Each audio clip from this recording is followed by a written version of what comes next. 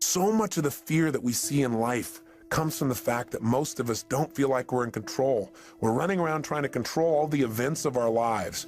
And every single one of us is going to experience multiple situations in our life, no matter how skillful we are, where we cannot control the event, where it's just not something that we can control because we didn't initiate it. Anytime you're dealing with other people, this is going to happen. Anytime you're dealing with Mother Nature, this is going to happen. Most of us in life are so afraid something's going to happen that we can't control, and therefore we're going to get pain, that we try to avoid those things we can't control.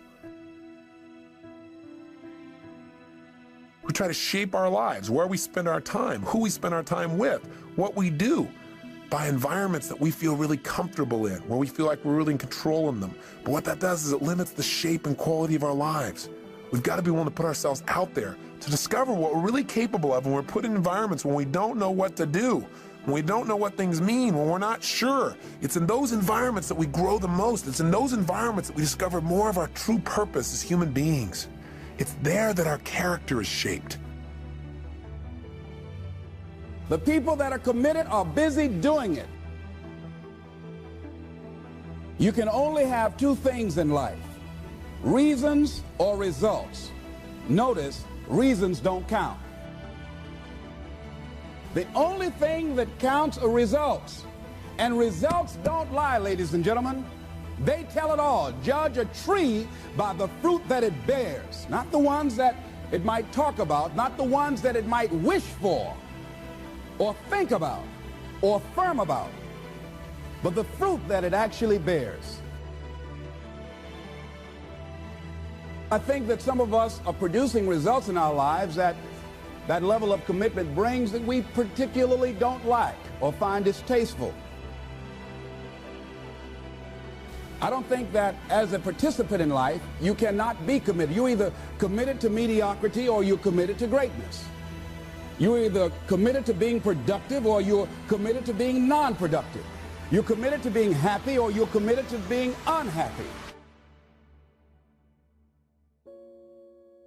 You know, so many times we set goals or we have dreams or we have plans and we work our tail off and it doesn't come out the way we want.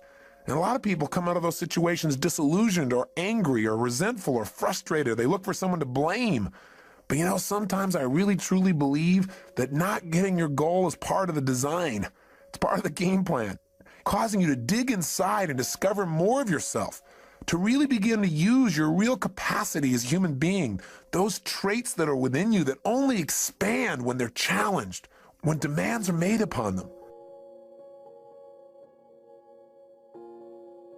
God's delays are not God's denials, unless you give up, of course.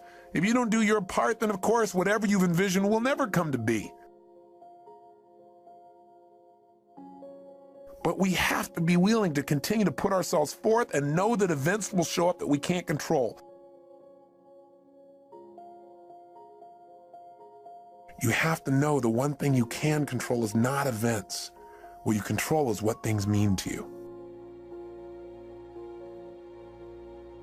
Whatever you're doing, however you spend your time, that tells you who you are. So think about what it is you like to create in your life experience. Once I look at how you commit your time, once I do an evaluation on how you spend your time, I can tell you exactly what you're committed to. People that say they have dreams or want to open a business or want to do something differently than what they're now doing, they don't like their jobs, they're unhappy, they're unfulfilled. People who say they want to improve their income level, look at how they spend their time. How they spend their time, the commitment of their time, how they use that will really tell the truth. People who said, I'd like to do better, but you don't find them in vocational or technical schools upgrading their skills and their knowledge, how they spend their time, that will tell you. That will tell you that they're committed to being obese for the rest of their lives. People tell you they want to stop smoking and they're lighting up at that time. Folk that say, I want to stop drinking, and every time you're in their face, they're reeking with alcohol, that will tell you what's going on. Don't have to listen to what they say, just watch what they do. Commitment shows up in your life in what you do.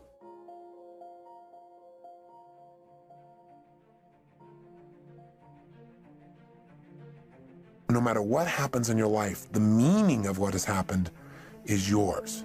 You get to determine it as long as you're conscious and you don't allow the people around you to teach you what to think. And as long as you don't just go on automatic pilot and allow your nervous system to make up connections that are false.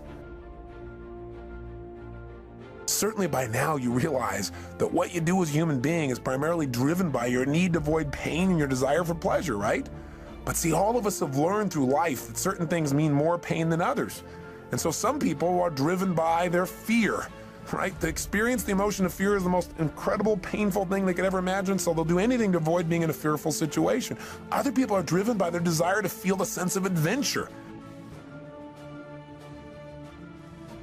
Obviously, they make decisions differently. They focus on different things in life. They can walk in the same room as someone who lives in fear and they're going to notice different things. They're going to want to sit in a different place. They're going to want to try a different kind of vacation than someone who's trying to focus on how to be secure. What drives you? Are you driven by guilt? Are you driven by your past? When we use the word driven, the word drive, it really means to guide, to control, or to direct something. So what's guiding you? What's controlling you? What's directing your behavior? What's directing your focus? What's directing the meaning you're pulling from your life?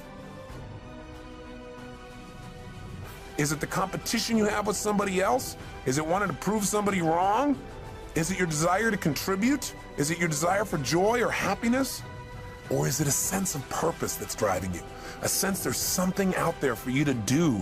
There's something you're designed to evolve into, to become, to share, to give, to create. You don't even know what it is. But you're willing to trust that each day more of it's going to come out.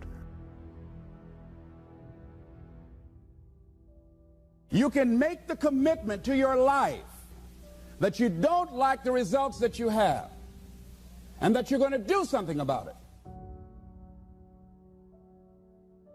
Why is it that people are frightened by commitment? Because when you say the word commitment, that intimidates a lot of people. Why? Because it means you have to deliver. See, most people, you ask them, hey, look here, I'd like for you to do this. They'll say, I'll try. I'll try means that is my escape clause. When I don't come through, it's really a polite no. I don't have the courage to tell you no, so I'll tell you I'll try. Most people like to use that language. They don't want to commit themselves because commitment means, among many things, no excuse is acceptable. No excuse that if you decided that you're going to do this, if it becomes hard, then do it hard. If it's difficult, so what? If it's inconvenient, so what? See, a lot of people made a commitment to come here tonight, but they looked outside and said, it's raining.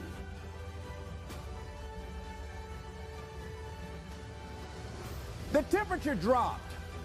It's cold outside. And they decide to give up on their commitment.